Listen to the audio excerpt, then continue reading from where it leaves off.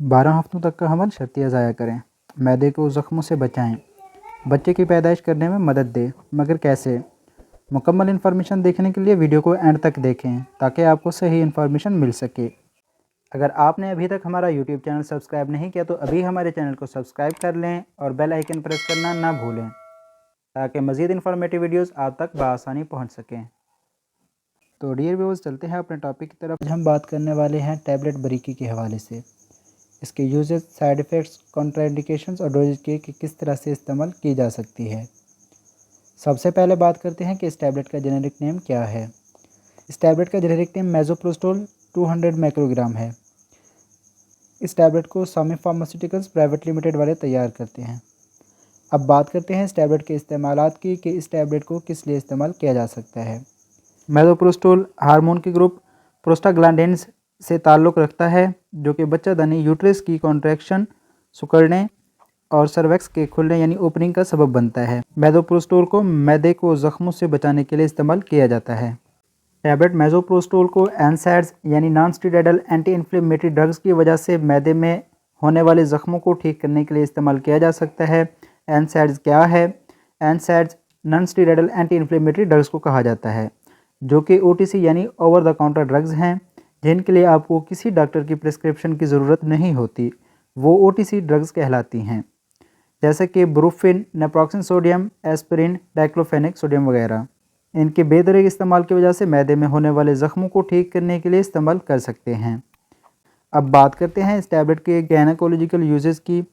इस टैबलेट को बच्चे की पैदाइश के लिए भी इस्तेमाल कर सकते हैं। इस टैबलेट को डिलीवरी के वक्त वेजाइना के अंदर रखा जाता है और ये सिर्फ और सिर्फ स्पेशलिस्ट गायनेकोलॉजिस्ट ही कर सकती है। इस टैबलेट को वेजाइना के अंदर इसलिए रखा जाता है ताकि इस टैबलेट की वजह से यूट्रस कॉन्ट्रैक्शन ना हो और सर्विक्स का मुंह खुल जाए, ताकि बच्चा नॉर्मली डिलीवर हो जाए।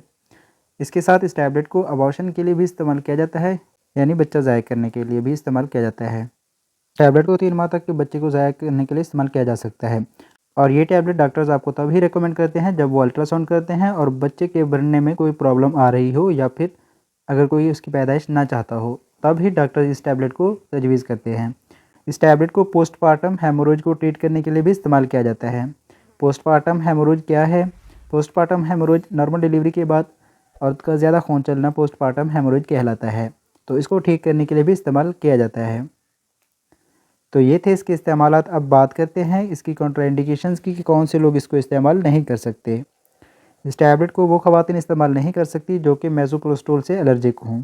वो ख़वातीन जो प्रेग्नेंट हों और मैदे को ज़ख्मों से बचाने के लिए इस टैबलेट का इस्तेमाल करना चाहती हों, तो वो इस टैबलेट को इस्तेमाल नहीं कर सकती।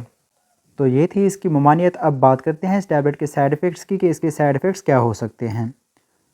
एब्डोमिनल पेन हो सकती है, यानी पेट में दर्द हो सकती है। डायरिया हो सकता है।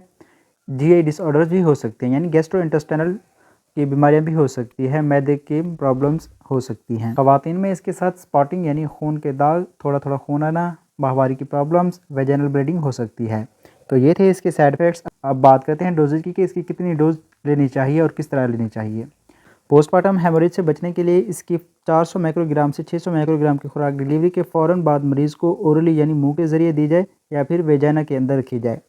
बच्चे की पैदाइश के लिए WHO की तजवीज़ करदा खुराक 25 माइक्रोग्राम वेजाइना के अंदर रख सकते हैं, जो कि 4 घंटे के वक्फे के बाद दोहरा सकते हैं, और ये ज़्यादा से ज़्यादा आप 6 मरतबा दोहरा सकते हैं।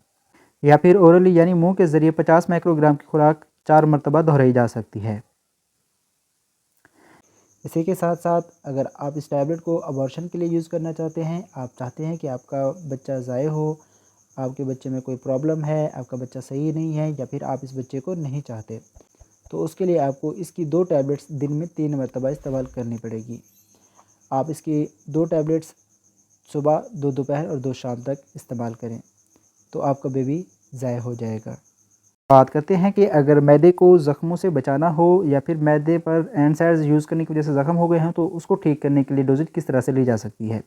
बड़ों के लिए तजवीज़ करदा खुराक यह है कि मैदे के ज़ख्म को ठीक करने के लिए इसकी 200 mcg की यानी कि 200 माइक्रोग्राम की टैबलेट दिन में 4 मरतबा ली जा सकती है। इसकी टैबलेट खाने के साथ लेनी चाहिए। इस टैबलेट को आप खाली पेट इस्तेमाल नहीं कर सकते। अगर 200 माइक्रोग्राम की खुराक आपको मुवाफिक नहीं आ रही तो आप इसकी 100 माइक्रोग्राम की खुराक ले सकते हैं। ये टैबलेट आप तब तक इस्तेमाल कर सकते हैं जब तक एनसैड्स यानी non steroidal anti inflammatory drugs इस्तेमाल करते हैं। तो ये थी हमारी आज की इन्फॉर्मेशन अबाउट मेसोप्रोस्टोल। उम्मीद करते हैं कि आपको ये इन्फॉर्मेशन अच्छी लगी होगी। अगर आपको ये इन्फॉर्मेशन अच्छी लगी है तो वीडियो को लाइक करें, कमेंट करें और हमारे चैनल को सब्सक्राइब करें और बेल आइकन प्रेस करना ना भूलें ताकि मज़ीद इन्फॉर्मेटिव वीडियोज़ आप तक बआसानी पहुँच सकें।